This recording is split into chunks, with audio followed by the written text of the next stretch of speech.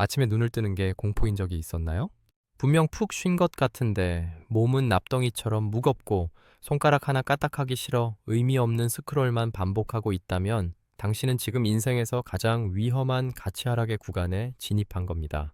등잔 밑의 심리학입니다. 오늘은 당신의 의지를 송두리째 앗아가는 무기력이라는 괴물의 정체를 낱낱이 해부해 보죠. 많은 이들이 번아웃과 무기력을 착각하지만 둘은 완전히 다릅니다.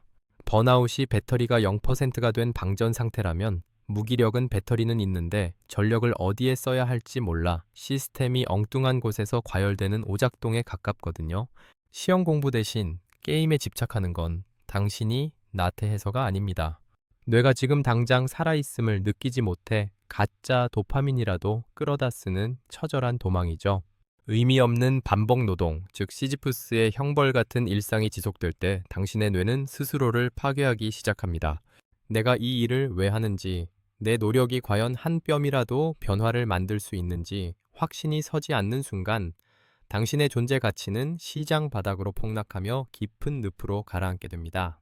더 소름 끼치는 진실은 이 치명적인 무기력이 당신이 가장 믿었던 사람들의 사소한 말 한마디에서 소리 없이 배양된다는 사실입니다. 그게 다 무슨 소용이야 혹은 쓸데없는 짓 좀 하지마 같은 무심한 칼날들이 당신이 인생을 걸고 쌓아 올린 의미의 성벽을 단숨에 무너뜨립니다. 뇌과학적으로 볼 때 이건 단순한 심리적 위축이 아닙니다. 당신의 뇌 속 도파민 회로가 물리적으로 전원이 꺼져버리는 일종의 뇌 기능 정지 상태예요. 뇌에 독성 염증 물질이 쌓이고 동기부여 회로가 비활성화되면서 당신의 신체적 사회적 가치는 실시간으로 붕괴됩니다.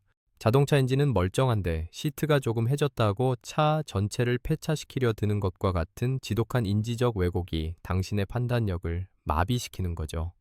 아주 작은 일상의 결함 하나가 인생 전체의 실패로 확대 해석되는 순간 당신의 영혼은 통제권을 잃고 끝없는 나락으로 추락합니다. 주변에선 당신을 나태한 패배자라고 손가락질하겠지만 사실 당신은 그 비난의 화살을 온몸으로 맞으며 속으로 골마 터진 감정의 시한폭탄과 사투를 벌이고 있는 중입니다.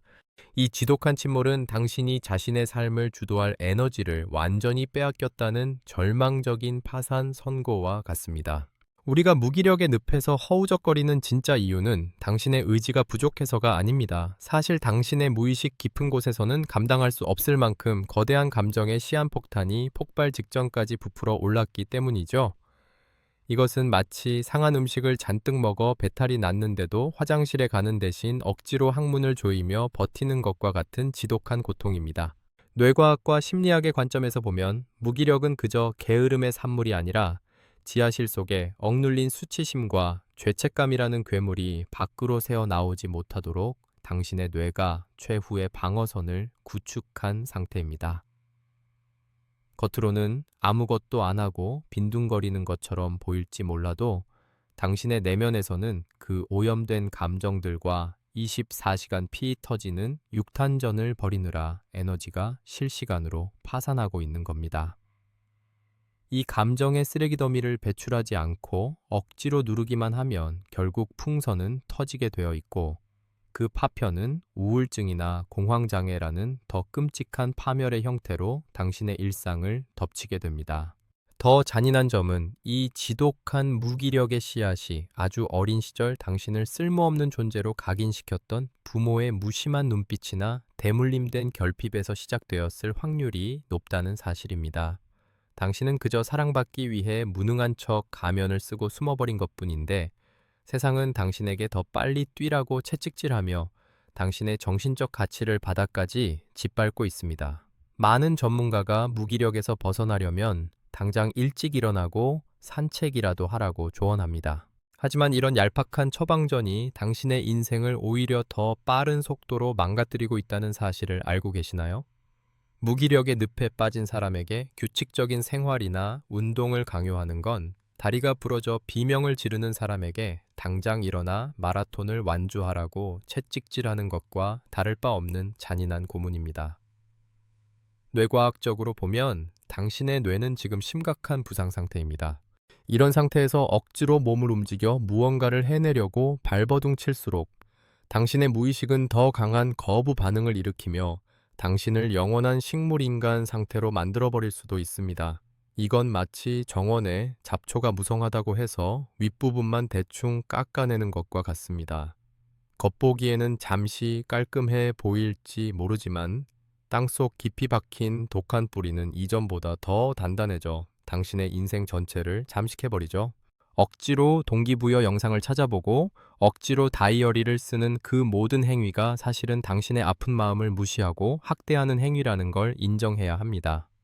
당신이 이 가짜 처방에 매달릴수록 당신의 내면 아이는 더 깊은 절망 속으로 도망치며 당신과의 대화를 영원히 거부하게 될 겁니다.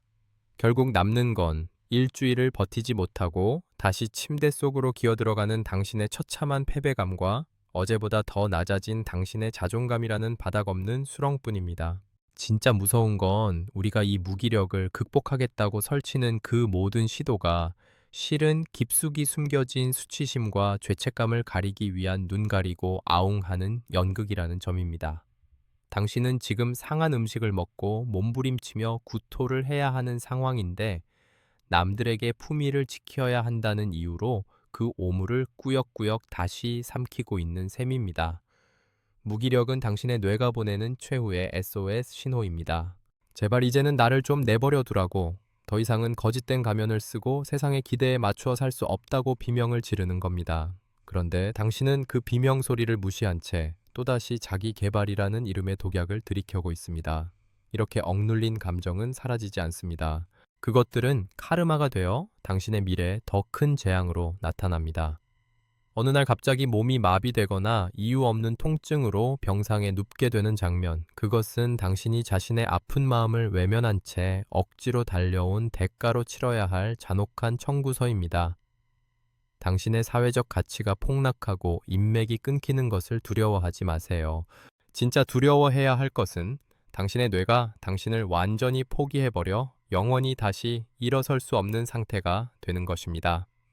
이제는 그 지독한 열심의 굴레를 벗어던지고 왜 당신의 뇌가 스스로 전원을 꺼버릴 수밖에 없었는지 그 처절한 진실을 마주해야만 합니다. 이제 그 지독한 무기력을 끊어낼 진짜 해결책을 이야기해보죠. 가장 먼저 해야 할 일은 역설적이게도 무기력이라는 감정에 완전히 항복하는 겁니다. 억지로 일찍 일어나거나 운동을 시작하는 건 잡초의 윗부분만 깎는 일시적인 연극일 뿐이에요. 오히려 그 찝찝하고 불쾌한 감정을 온몸으로 받아내며 그냥 가만히 있어 보세요. 배탈이 났을 때 화장실을 가야 하듯 마음의 오물을 토해낼 시간을 뇌에게 허락해야 합니다. 그 다음 단계는 아주 작은 통제권을 되찾아오는 겁니다. 거창한 목표는 필요 없습니다. 오늘 당장 내가 선택해서 할 수 있는 아주 사소한 일 하나를 정하세요. 두 번째 서랍을 정리하거나 싱크대의 설거지를 끝내는 것 같은 아주 작은 결과물 말입니다. 뇌는 내가 직접 선택하고 통제할 수 있는 영역이 생길 때 비로소 멈췄던 동기부여 엔진을 다시 돌리기 시작합니다. 남의 눈치를 보며 쥐어짜낸 노력이 아니라 내가 결정한 이 작은 승리가 폭락한 당신의 존재감을 다시 세우는 유일한 불씨가 될 것입니다. 마지막으로 당신이 반드시 기억해야 할 것은 무기력의 늪에서 당신을 끌어올려줄 사람을 고르는 기준이에요. 흔히들 마음이 아플 때는 무조건적인 위로를 해주는 사람을 찾으라고 하죠.